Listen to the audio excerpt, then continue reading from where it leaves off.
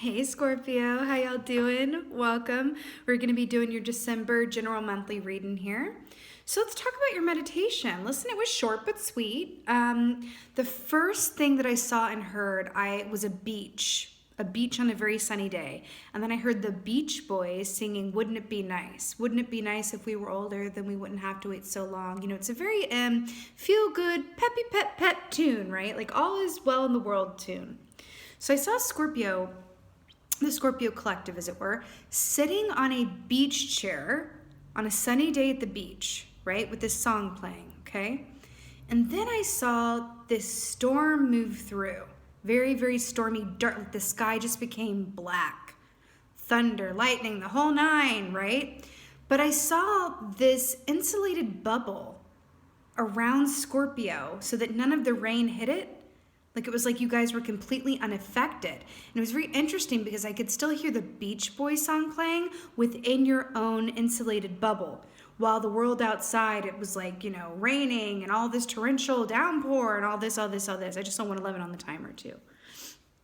And then I saw the storm pass and it becomes sunny again. And then I saw it become autumn and it took me through a few different seasons.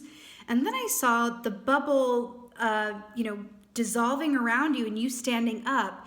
And you were 10 times bigger than the rest of your surroundings. And then I saw you, it was kind of like this trope within film where it's like God is portrayed as being like, you know, much larger than everybody else, or gods, and then they look down at like these little people down on earth below. It was like you were very, very large, like this creator energy.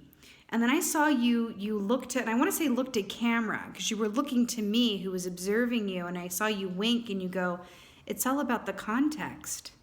Wink.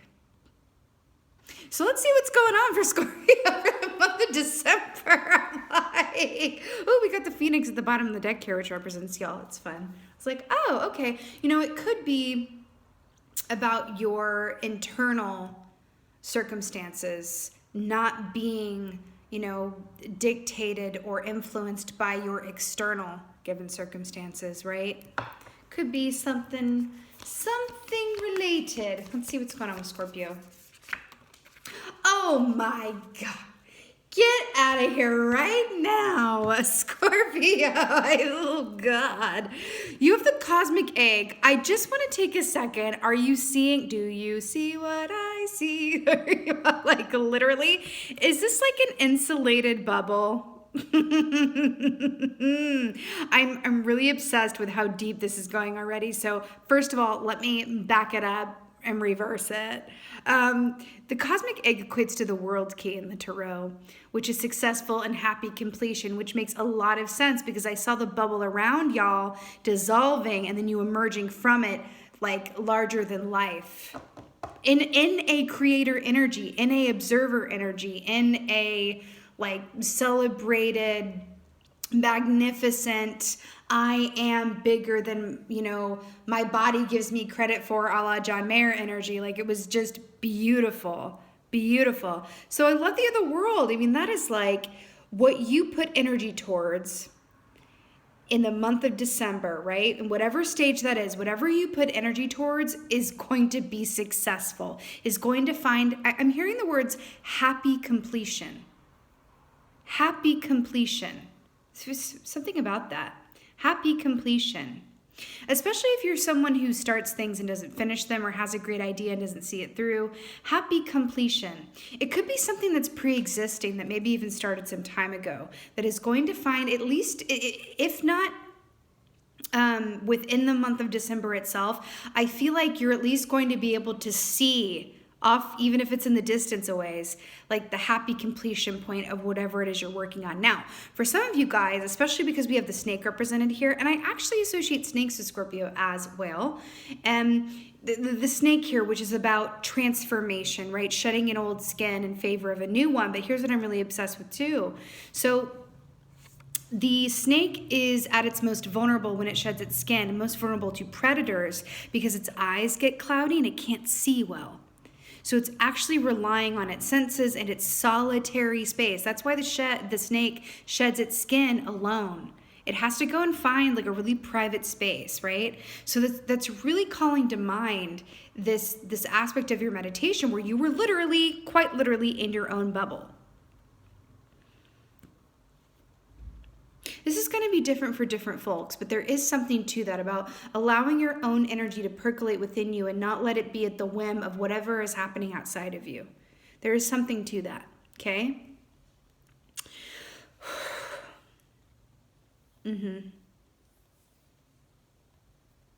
Yeah, there is another message here about patience as well, because I'm hearing that song from the Beach Boys, like, then we wouldn't have to wait so long. There is a message here around patience and letting something, cook all the way and let it come out of the oven when it's good and ready. There is also this aspect here. I will say this illustration is actually by Jacob Bryant from, I believe it's 1774. Anyway, in the late 1700s, in the 1770s, I'm pretty sure, Jacob Bryant. And he drew this to represent the birth of the philosopher. And I feel like that is very, very, very pertinent for you. I feel like there is a birth of a new philosophy happening within and for you. Yeah.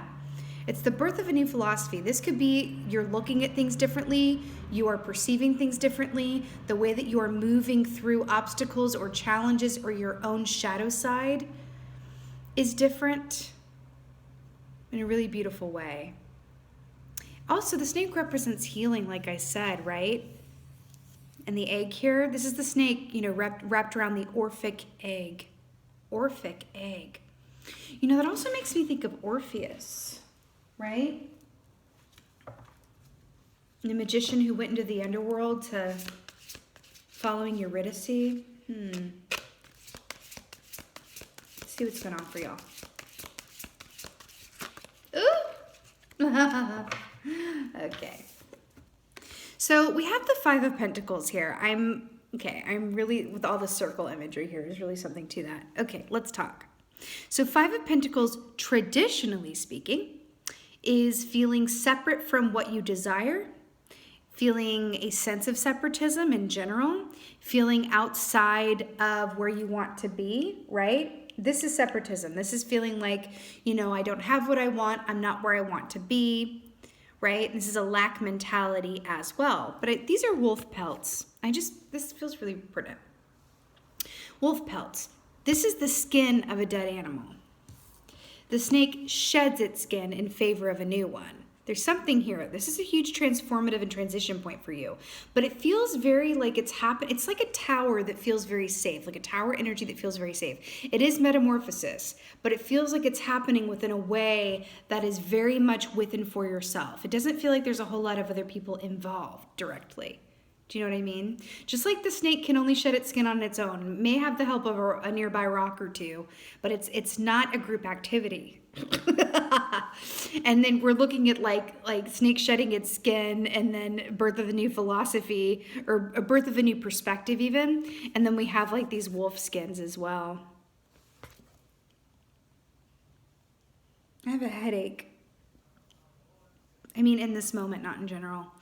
This headache, this head tension that I'm feeling, I feel like there's an aspect of you're being called. You're going to spend a lot of time in your head anyway, Scorpio. You're going to spend a lot of time in your head anyway. So if you know that, if you're going to spend a lot of time in your head, why not create a space within your head that feels like a sunny day at the beach? What do I mean by that? So when we spend a lot of time in our head, whether we're trying to figure out our own situation, trying to understand the people around us, trying to problem solve, trying to consider all of our options, trying to whatever this is for you, sometimes this can just be a shift in perspective, but it can be the difference in the way that you approach something. I'm getting a special message about not labeling something or thinking you know how something is going to go before it actually happens. Careful of your preconceptions of both yourself and others. Okay? I'm also getting this wolf energy here. Wolf is very much about the pack, places the needs of the pack before its own needs, right? I'm really, but it's a counter energy. You see where I'm going with this? The snake is a solitary energy. The wolf is a pack mentality. I'm hearing that for you, for the month of December, I love that we have like the snow here as well. You know, even though this month for many is very much about, you know, holiday activities and social things, even if that social is through, you know, the video or whatever, the Skype or whatever have you, there is this essence here about you can do that, but also be there with and for yourself. You can take this solitary time with and for yourself as needed and as you feel called to do. It feels like it is your right on the back end of this year to take the time that you need to take to process and transform. Okay? Birth of the philosopher. You may have people around you who either don't understand this or operate from a very different space. That's okay. You can use your words. You know what I mean? You can use your words. This is to say, like, let's say you have a partner, right, that holds this wolf energy of, you know, we're going to do a group activity. We're all going to get on the phone. We're going to go here. We're going to do this. It's this time of year, all of this. But you're feeling like, listen, I can give some time to that, but I must treat this time within and for myself, my alone time, my solitary time, my contemplation time, my bubble time, right? Even if that bubble is sitting in your own space, listening to music, like let's say you're just going to go listen to the Beach Boys and just like stare off into the sky. It's going to be different for different people, but treat it as you would your work time. It's not just the birth of the philosopher, it's the birth of your philosophy. It's the rebirth of you and yourself. You want to make time for that, right? Because let me bring this up. Scorpion energy, right? The scorpion's tail, energetically speaking, the scorpion's tail becomes activated when it doesn't have enough alone time. Okay? And then you end up stinging people that you don't want to or mean to sting. Because the reason that the scorpion and Scorpios need that alone and solitary time is because they need the time and space to process the very deep emotions that they feel. Okay, that's coming up for you in December. You can multitask and be there for yourself and others. Now we have the Two of Swords. Interesting indeed. The Two of Swords, this is the head and this is the heart. Okay, Two of Swords is about marrying together the head and the heart, having a conference between the two. I'm going, hey head, you're over here. Hey heart, you're over here. Let's have a conference. Who wants to take the floor? What you got to say, okay, and what's your response, right? Spend the time doing this. Have a conference between your head and your heart so that you have all the information, so that you can move ahead from a day-to-day place, I'm getting, from a place of intuition and information. Intuition and information, head and the heart. Okay? But I'm also drawn to the salt water here as well, and you being a water sign, but it's really, it feels very pertinent here. You know, the salt water, having time to cleanse and release anything that is stagnating within your energy, that wants to come out to be healed and released and processed from this year or even from your recent past as well. Drain feels a bit clogged. Take the time to let it drain, okay? Face your shadows and transform.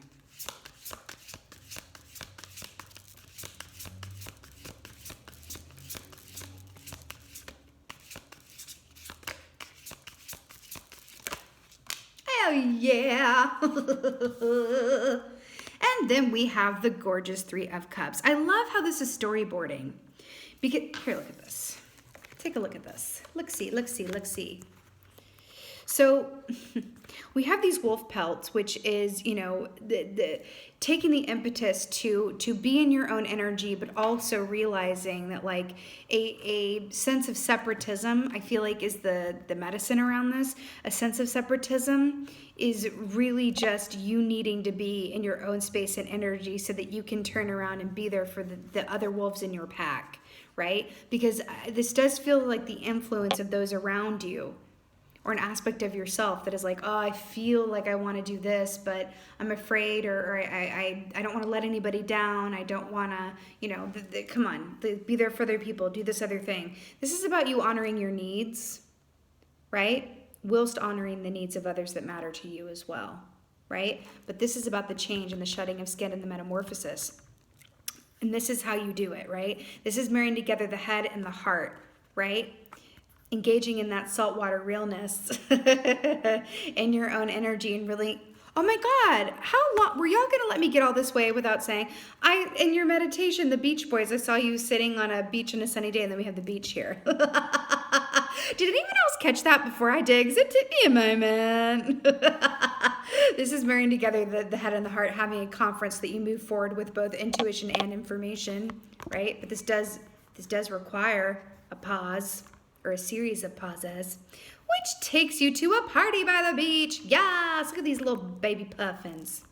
You know, I really like this because Three of Cups, traditionally speaking, is celebration. It's also community. It's also being social, right? Let the good times roll. Also by the ocean here. I feel like this is storyboarding, and this is how you get from here to here, through here, and into here, which is really where you want to be at the end of the day, because I'm really drawn to something in particular. It's the black and the white. The black and the white is the yin and the yang, just like on the chariot key, right? It's the yin and the yang. It's the balance of both things. And we have the two here, which is the balance between the head and the heart, which takes us into a place where we are able to be there for others because we are and have been there for ourselves. Alone time, socialness, right? It's really cool. Okay. It doesn't have to be Durman-strong, by the way, I'm hearing. It does not have to be Durman-strong. It is very much about your approach to, you know, these December energies, right? You have a right to process this year. You have a right to engage in your own emotional healing and sit with those, you know, deep emotions, right? You have a right to do that, and you don't need anyone's permission, okay? And you don't have to apologize for it either, by the way. Wow. Page of Wands to clarify the Five of Pentacles. Page of Wands for me is the courage and bravery key. It also shows a zest for life, excitement about a new project, excitement about the path ahead, right? I feel like you're being asked to allow yourself to engage in this Five of Pentacles separatism where you're literally going on off on your own so you can reemerge and reconnect to the inherent excitement of a child. Think about it. Like when you're quite young, right? There's this energy of like, I can be anything I want to be. Before anyone told you that you couldn't, before you were introduced to self-doubt and criticism and judges and harsh rejection and all of this stuff, right? I feel like you're being asked to separate yourself in a way so that you can reconnect with this aspect of yourself from your childhood, or maybe it wasn't the childhood you had, but an aspect of, you know, the childlike self that says, hey, I can do anything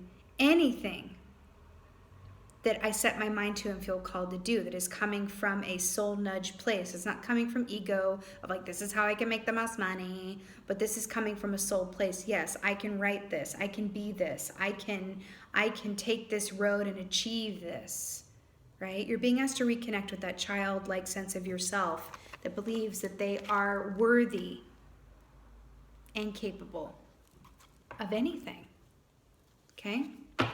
Two of Swords.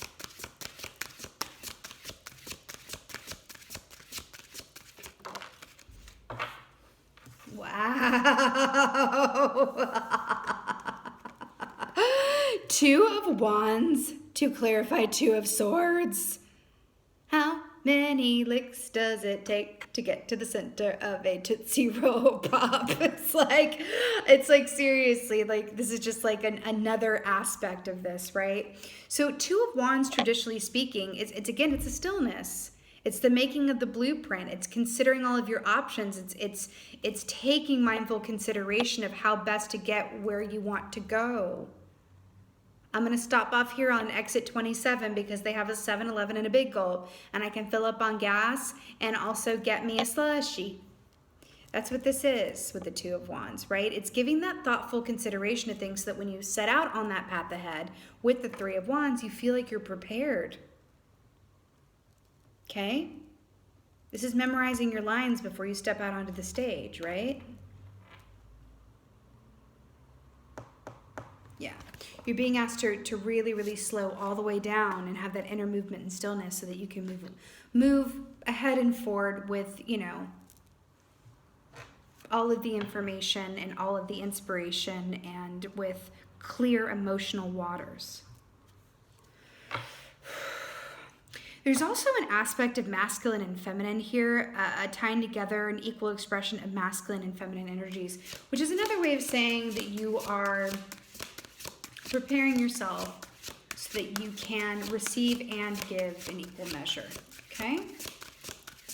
You may have been in a place where you're giving more than you're receiving more than you're giving. You're being called to come to balance around it, okay? Ooh. Gorge. Okay. Good. So we have the Knight of Wands here with the Three of Cups. So I feel like this is saying, you know, Scorpio, these are your menu options. All of this is up to you. Nothing happens without you, right? So if you take this time, right, to be in your own energy, move through these waters, you know, really process this year, do some inner work and healings, face your shadows and transform, put the work in, put the time in, you know, embrace the truth that abundance is on the other side of fear, all of that stuff. This is the potentiality of where you're going, right? Knight of Wands is a fast, forward-moving energy. Wands rule the realm of the actions that we take, right? You're processing, making the move, then you're in the energy where you're doing the work of the head and the heart and the blueprint, which takes you into happy times, celebrations, social times, fast, forward-moving energy. This is really beautiful how this is blueprinting, really, or storyboarding, right? You know, I'm not sure if this is a honey badger or a wolverine, but I'm getting honey badger from this. You know, honey badger, it's an interesting energy because honey badgers, to look at them, you think that butter wouldn't melt in their mouths, right? But they will mess you up. Like a honey badger will mess you up. So there's a certain sense here of building and accruing your energy for what's to come as well. There is an aspect of that, okay? There is an aspect of that.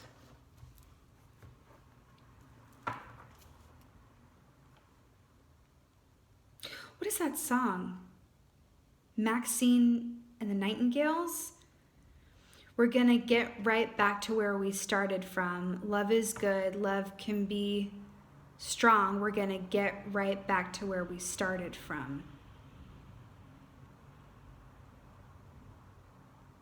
Oh my God, that's why. Whoa. Okay. Okay, okay, there we go. See how both of these, actually all three of these animals are looking towards the past here? Because the way that I have it on the table, it's like this is the past energies, right? That were coming in here. And then they're both looking towards the past energies.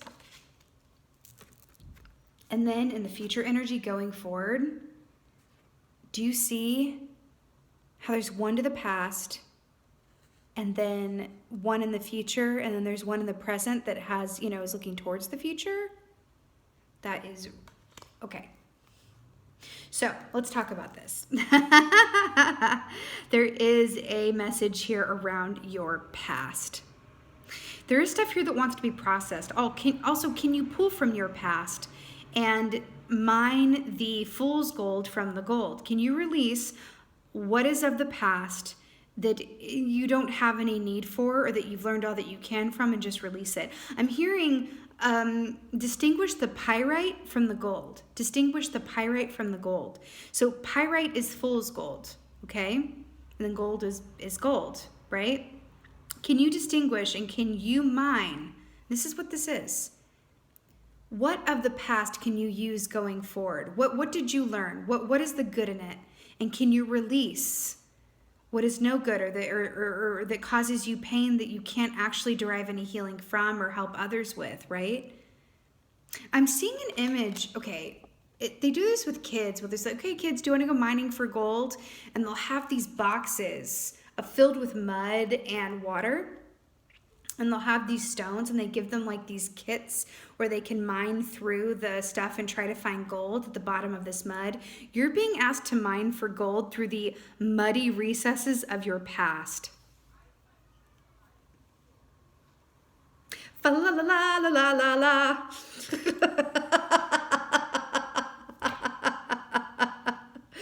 Here's why we can laugh about it. Because by you doing this, it's going to put a beautiful, lovely bow on it, and you're going to be able to move into the Fool's energy with such a fresh, brand new start. Okay? Okay. Yeah, let's get you an oracle. Let's get you an oracle.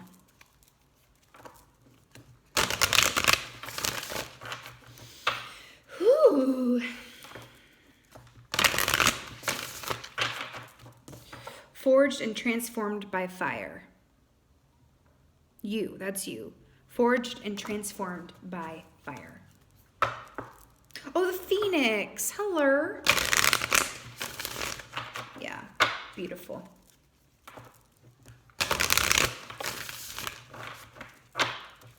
Okay.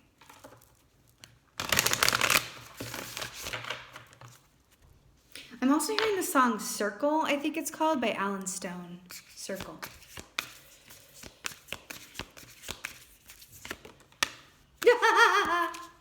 Oh my God. Well, hello. Are you kissing up? Are you kissing up or the brown nosing? I want to point out something with the crow here. You see how my dude here, this crow is looking this way and then this crow is looking that way? And we were looking about perspective points and where you put your focus and attention. I want to point something out. There's a mirror here. Do you see that? This crow's looking in the mirror, there's a mirror here. There's a mirror effect here. Yeah, mirror work for sure. And look at all this with the 2s and 11 and all of this, right? Mirror. So the crow is very much about manifestational magic. It's also about balance and equality. The crow knows how to use its voice, right? It will and must speak up when it sees things that are imbalanced or unjust, unfair, but it will also do the same for you. If you are in a space where you are not operating from your own personal compass, right? Which means, are you allowing yourself to be moved by the obligation around other things that other people want you to be or do? Or are you abiding by your own internal compass, right? The crow comes forward to say that you really must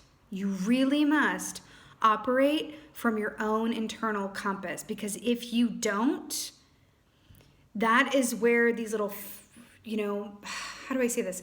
Like many towers will pop up in your road to try to divert you back to where the path of least resistance is. Your internal compass knows exactly what you need at all times. And I'm going to tell you something. What actually matters the most is what you need.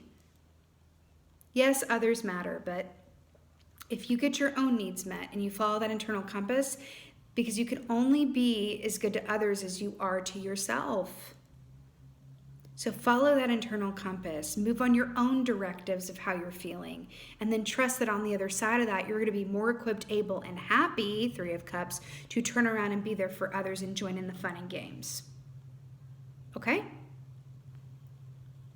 The spiral. The spiral. I'm hearing a vision quest, I'm hearing labyrinth, and I'm seeing a spiral. Okay, you know those seashells that, like, I don't know if you had this when you were a kid, but I definitely did growing up, but I grew up on the Gulf down south that had these, like, oh, that was weird, these spiral-shaped seashells where you would pick it up and they would say, if you hold it to your ear, you'll be able to hear the ocean. I just got shivers. That is very pertinent for you guys. What does the ocean represent? The unknown. Oh, I get it. Okay. And the crow is very much about clear sight, because the crow also equates to the high priestess energy as well. I feel like you're being asked to go deep so that you can see far. Go deep so that you can see far. Okay? Also, when the crow comes up, it is, you know, an energy of high synchronicity, high deja vu, high magic, repeating numbers, prophetic dreams, all of that. Definitely in the energy for you whenever the crow appears. Okay? I'm actually getting a special note around that. Pay special attention to your dreams, especially around the time of the moons, the full moon coming up here and the new moon in December. Okay? Maybe even keep a dream journal nearby. There's something about that. It's like almost like you're going to be able to have a clear channel to your higher self. And I feel like you might get some questions or answers that you've had for quite some time. Okay? That are going to be able to filter through your subconscious in your dream time. Okay? All right, Scorpio, work it out. Also, lastly, this 3 + 1 is 4. News at 9, I know. 4 is about balance, okay? And I do feel like you are being called to balance here. Okay. All right, Scorpio, this is your December general reading. I so hope that this helped and resonated. If so, please do let me know in the comments below. You know, this is the last reading of 2020. And so because of that, I just want to take an extra moment and say thank you. Thank you so much for being here. Thank you for your support during the year and always. And I just appreciate you guys so much. And as always, thank you for being here. And most of all, and truly, Scorpios, thank you for being you. And be well. Until next time.